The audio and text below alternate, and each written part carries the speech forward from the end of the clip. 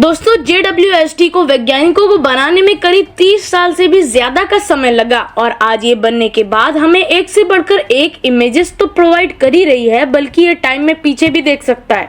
मतलब तो ये एक एक्चुअल टाइम मशीन की तरह वर्क कर रहा है, बट कैसे? आइए आज की इस वीडियो में इसका जवाब ढूंढने की कोशिश करते हैं। So let's take a one example. मान लीजिए आप 3000 लाइट ईयर की दूरी पर धरती से चले जाते हो किसी पावरफुल स्पेसशिप की मदद से और वहां से बहुत ही पावरफुल टेलीस्कोप की मदद से दोबारा अर्थ पर जूम करते हो।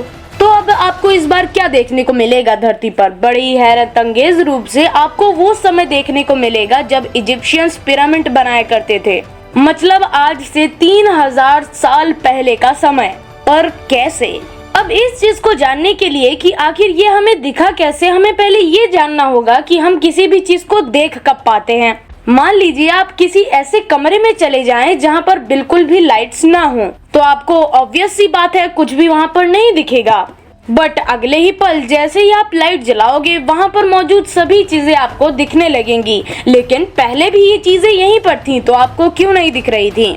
क्योंकि हम लोग चीजों को तभी देख पाते हैं जब वो लाइट उस चीज से रिफ्लेक्ट होकर हमारी आंखों तक पहुंचती है।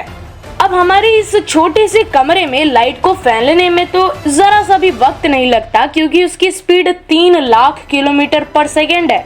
बट अगर हम यहाँ पर बात यूनिवर्स के लेवल पर कर रहे हैं तो जरूर लाइट को भी यहाँ पर ट्रेवल करने में बहुत टाइम लगता है। अब कुछ इसी तरह अर्थ और मून के बीच की दूरी है 3,84,000 किलोमीटर। जब सूरज से निकलने वाली रोशनी चांद पर पड़कर रिफ्लेक्ट होकर धरती तक पहुंचती है, तभी हम चांद को देख पाते हैं। अब चांद से धरती तक लाइट को आने में करीब 1.25 सेकंड का टाइम लगता है, यानी जिस चांद को हम देख रहे होते हैं वो 1.25 सेकंड पुराना होता है।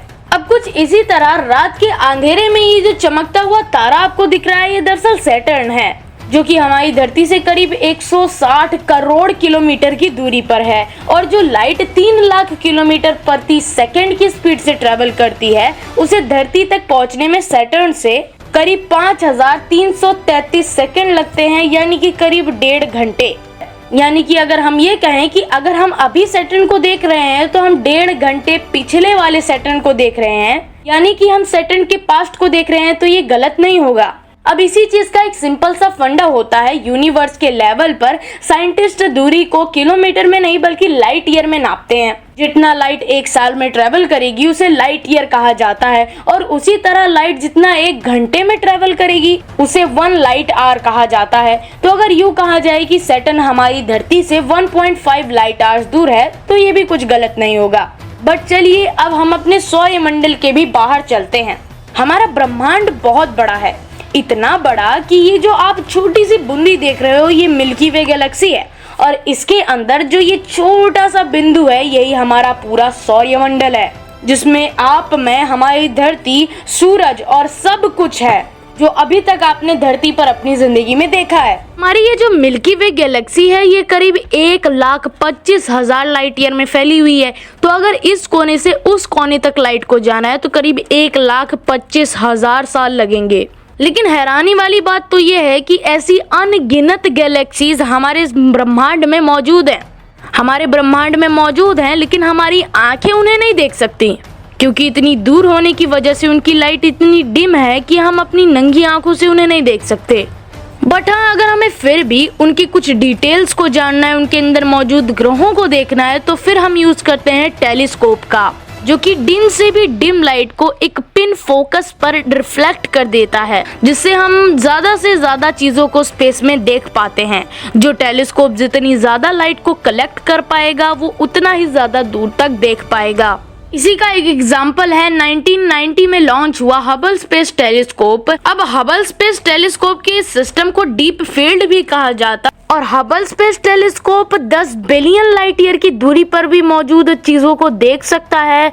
और हबल स्पेस टेलीस्कोप द्वारा हमें ये इमेज प्रोवाइड कराई गई है, जिसमें हम कुछ गैलेक्सीज को देख सकते हैं जो कि हमारी धरती से 10 बिलियन लाइट ईयर की दूरी पर मौजूद हैं। लेकिन हैरान कर देने वाली बात तो ये है कि हम इन गैलेक्सीज के पास्ट को देख रहे हैं, इतना ज्यादा पास्ट में कि जब हमारी दुनिया ही नहीं बनी थी, क्योंकि हमारी धरती करीब 4.9 बिलियन ईयर्स पहले बनी थी और इन गैलेक्सीज की लाइट्स को हमारे तक पहुंचने में 10 बिलियन ईयर्स का समय लगता है। तो हमारी धरती करीब 4.9 बिलियन ईयर्स पहले बनी थी और इन गैलेक्सीज की लाइट को हमारी धरती तक पहुंचने में 10 बिलियन लाइट ईयर्स का समय लगेगा।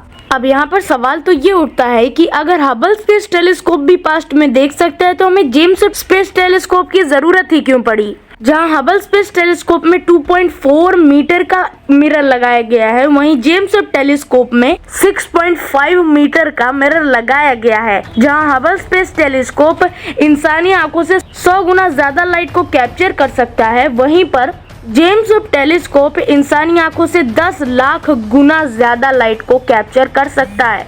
वैज्ञानिकों का यह भी कहना है कि अगर इसे चांद पर रखा जाए तो ये धरती पर जल रही एक छोटी सी कैंडल को भी देख सकता है, यहाँ तक कि इंफ्रारेड लाइट को भी देख सकता है। धरती से 15 लाख किलोमीटर दूर L2 पॉइंट पर इसे पार्क किया गया है, जो कि 25 जनवरी 2022 को वहां तक पहुंच चुका है और अभी अपना काम शुरू कर चुका है। और सब कुछ अगर प्लान के मुताबिक चलता रहा तो हमें बहुत कुछ नया देखने को मिलेगा। तो बस आज की वीडियो में इतना ही। मिलता हूँ मैं आपसे किसी और वीडियो में किसी और नए टॉपिक के साथ। तब तक के लिए जय हिंद।